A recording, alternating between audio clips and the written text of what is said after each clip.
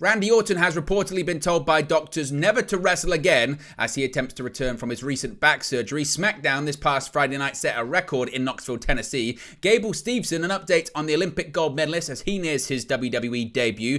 Downstate could be making new songs for WWE superstars, and Eric Bischoff hopes that plans are in place after the main event of WrestleMania 39.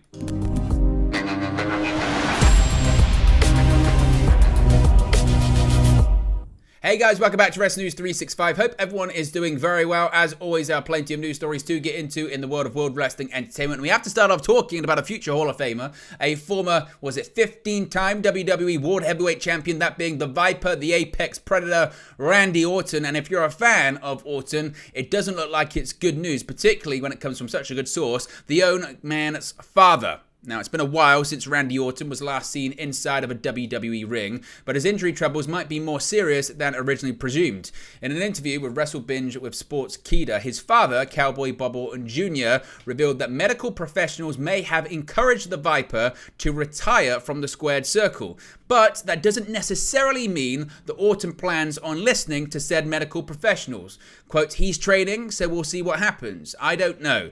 If he feels like going back or he feels like he's ready to go back, I think he might. Then again, he's pretty well taken care of. I don't think he needs to, and I think the doctors have told him not to, but Randy will do what Randy wants to do.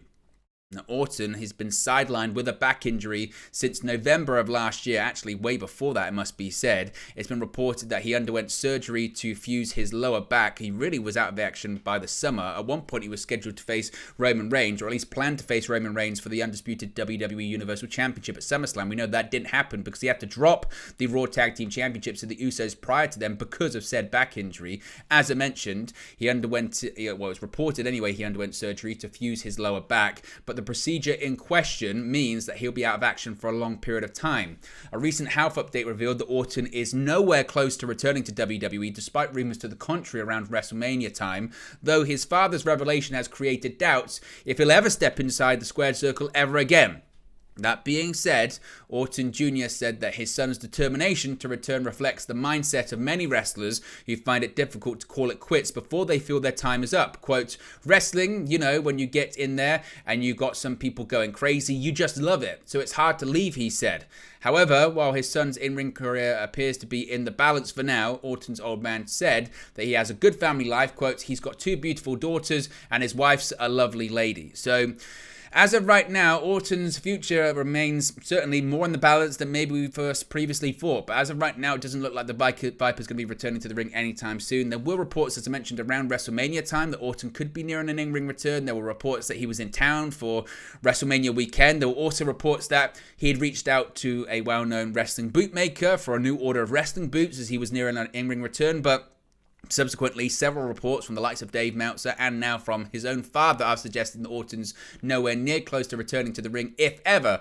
So the question is, do you think Randy Orton will ever return to the ring? Do you think we'll see one more match from the Viper, the Apex Predator, or is this it? Was his final match ever inside of a professional wrestling ring when he and Matt Riddle dropped the Raw Tag Team Championships to then SmackDown Tag Team Champions, the Usos, on SmackDown last summer?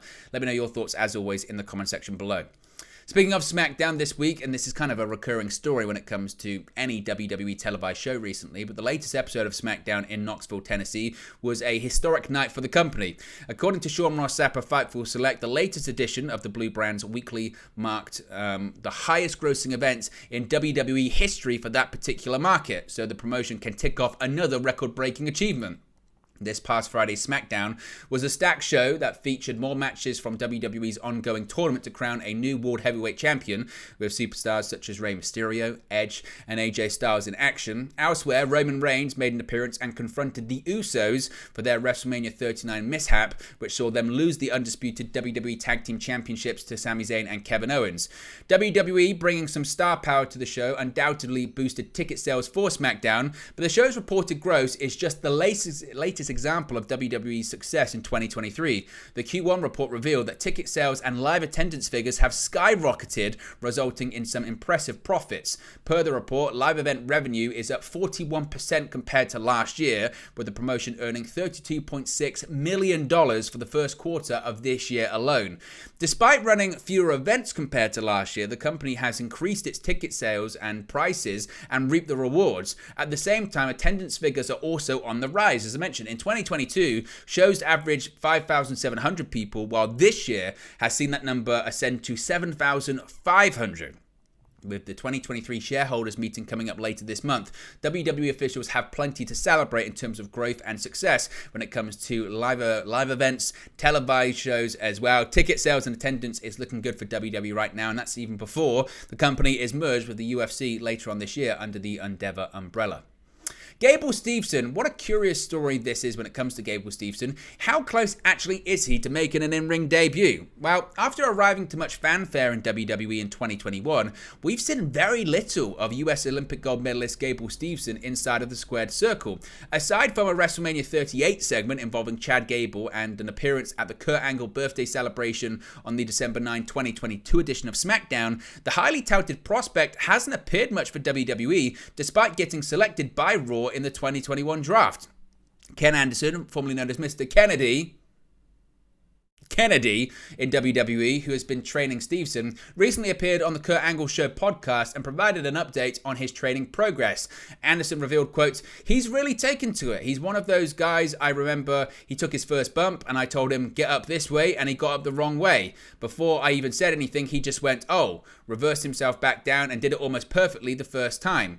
On comparisons to Kurt Angle and his rapid adaptation to pro wrestling, Anderson said, quote, "People will often say that Kurt took to the business like nobody they've ever seen before, that he got it immediately, and you got not only the athletic side of things, but you also got the showmanship, the storytelling, the character stuff. I feel like Gable is on that path. He can do great things. He's young, very young, but he's already a man, you know. He's very young, but when I'm talking to him, he seems like you're talking to an old soul, like he's in his 30s.